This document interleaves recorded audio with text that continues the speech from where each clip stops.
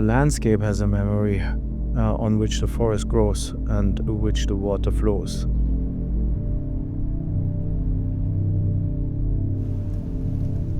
We are now in a region which is on the right banks of the River Rhine. It has hills and valleys, and therefore we have a lot of clouds gathering, and they traditionally lose their rain here in order to travel further on.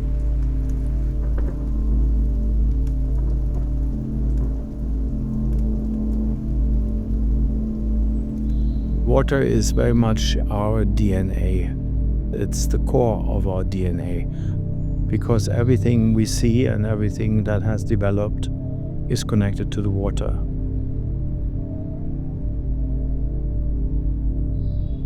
Nowadays we don't really look properly or clearly to what the resources hold.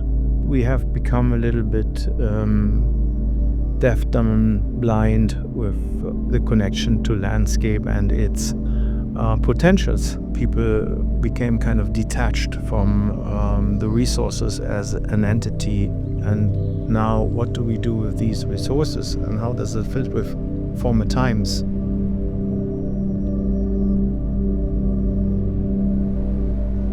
The sound of the landscape has changed a lot. Like going back 200 years, going to one of those valleys, you would have heard the hammer all over the place, and that left altogether.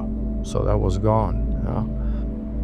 Yeah? And other sounds came, but I do think that it's not about being silent.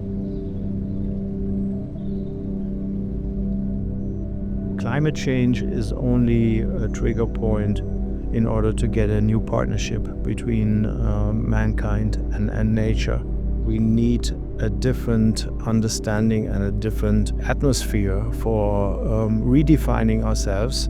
But do you have this understanding that there is an interaction, which is your performance and at the same time the reaction on nature, and what does it mean in the short term, what does it mean for the long run? Echo is more than resonance. It's more than sending a signal and getting something back.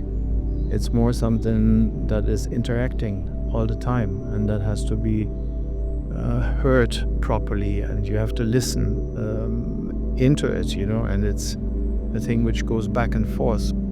So we need a balance also in the sounds. We don't need heavy beats. We need a more modest and a more balanced tune in the landscape.